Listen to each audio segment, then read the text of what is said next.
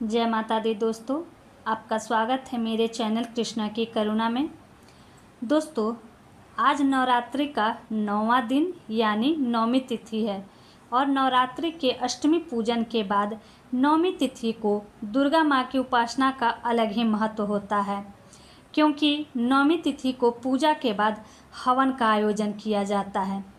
इस दिन माँ दुर्गा की कृपा प्राप्त करने के लिए हवन करना बेहद शुभ माना जाता है। हवन का महत्व शास्त्रों में बहुत बड़ा बताया गया है।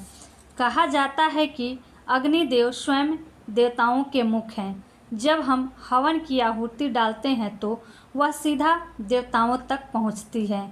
यहाँ आप देख सकते हैं दोस्तों, हवन की सामग्री को तैयार किया जा रहा है। हवन में जो सामग्री डाली जाती है वह कई पवित्र द्रव्यों का मिश्रण होता है। हवन में हर वस्तु का अपना धार्मिक और वैज्ञानिक महत्व होता है। वैसे हवन सामग्री में सामान्यतः ये वस्तुएं मिलाई जाती है। सूखी लकड़ी में आम, पीपल, पलास आदि पेड़ों की छोटी छोटी लकड़ियां होती हैं।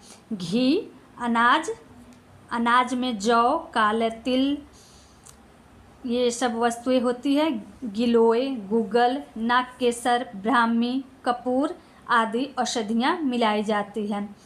पुष्प और पत्तियाँ, शहद, मिश्री, गुड़, कपूर, सूखे मेवे इत्यादि, इन सब को मिलाकर हवन सामग्री देखिए यहाँ तैयार की जा रही है। और उसके बाद तैयार होने के बाद ये हवन सामग्री तैयार होने के बाद हम सब हवन करने बैठेंगे। हमने सुबह स्नान, ध्यान, पूजा के बाद पूरे परिवार के साथ मिलकर हवन की तैयारी की और उसके बाद मंत्रोच्चारण के बीच, पंडित जी के मंत्रोच्चारण के बीच हमने हवन कुंड में हम सभी ने आहुति दी। दोस्तों, हवन सिर्फ धार्मिक परंपरा नहीं बल्कि इसका वैज्ञानिक महत्व भी है। यह वातावरण को शुद्ध करती है, मन को शांत करती है और शरीर को स्वास्थ्य प्रदान करती है। हवन के दौरान यह माना जाता है कि नकारात्मक ऊर्जा जलकर नष्ट हो जाती है और वातावरण शुद्ध और सकारात्मक बन जाता है। हवन के बाद हम सब ने माँ की प्रेम पूर्वक आरती गाई और हवन और आरती के उपरांत हमने कन्या पूजन की तैयारी की। परंपरा के अनुसार 9 छोटी कन्याओं और एक बालक को आमंत्रित कर उन्हें माता का रूप मानकर पूजन किया जाता है। लेकिन दोस्तों, मुझे 9 कन्या नहीं मिली तो मैं 2 ही कन्या की पूजन कर रही हूँ। सबसे पहले उनके चरण धोकर उन्हें आसन पर बैठाया। उनके पैरों में महावर यानी कि आलता को मैंने लगाया। उनके माथे पे मैंने टीका लगाया और उनके लिए जो हमने स्वादिष्ट प्रसाद बनाया था, पूरी, चना की सब्जी, खीर और हलवा का, उसको अब हमने इनको भोग लगाने की तैयारी कर रही हूँ। भोग लगाने के लिए मैंने ये खाने वाले जो पत्तल होते हैं वो हमने लगाया और जो हमने भोग बनाया था उसको हमने इन कन्याओं को हमने उसको परोसा। प्रेम पूर्वक हमने वो भोग इन कन्याओं को परोसा।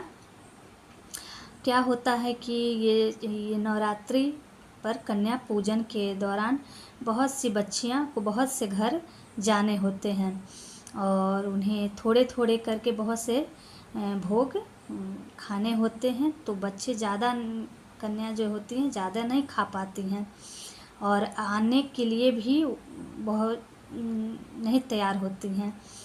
तो शायद आने के लिए तो 6-7 थीं लेकिन सभी आना चाही नहीं, तो ये 2 कन्या मेरे यहाँ आईं और वो 2 भी बहुत मुश्किल से खाना चाह रही थीं, क्योंकि कह रही थी कि पेट हमारा भरा हुआ है।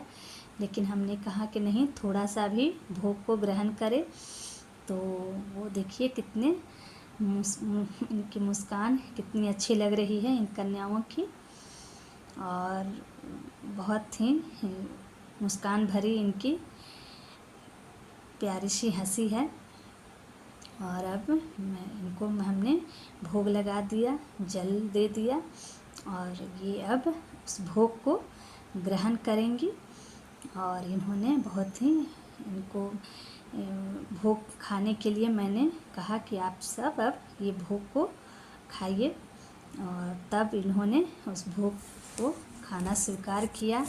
कह रही थी कि हमारा पेट भरा हुआ है, लेकिन हमने कहा कि नहीं, आप थोड़ा भी ज़रूर मेरे यहाँ का भोग खाएं। और इस तरह इन्होंने मेरे बनाया हुआ भोग को इन्होंने खाना शुरू किया।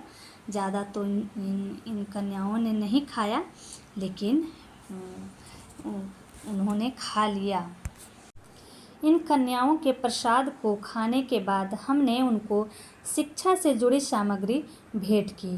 कॉपियाँ, पेन, पेंसिल, सुंदर सी बालों में लगाने वाली क्लिप हमने भेंट की। दोस्तों, हमारा उद्देश्य सिर्फ धार्मिक पूजन करना ही नहीं, बल्कि इन नन्ही कन्याओं को शिक्षा के प्रति जागृत करना भी है। जब इन कन्याओं के चेहरे पर मुस्कान आई तो सच मानिए ऐसा लगा मानो माँ दुर्गा स्वयं प्रसन्न हो गई हों। नवरात्रि की 9वीं तिथि को यह हवन और कन्या पूजन मेरे लिए एक अविस्मरणीय अनुभव रहा, जिसे मैं आप सब के साथ बांट रही हूँ। अगर आपको मेरी यह 9वीं हवन पूजन और कन्या पूजन की वीडियो अच्छी लगी हो तो वीडियो को लाइक और शेयर करें, मेरे चैनल को सब्सक्राइब करें। जय माता दी।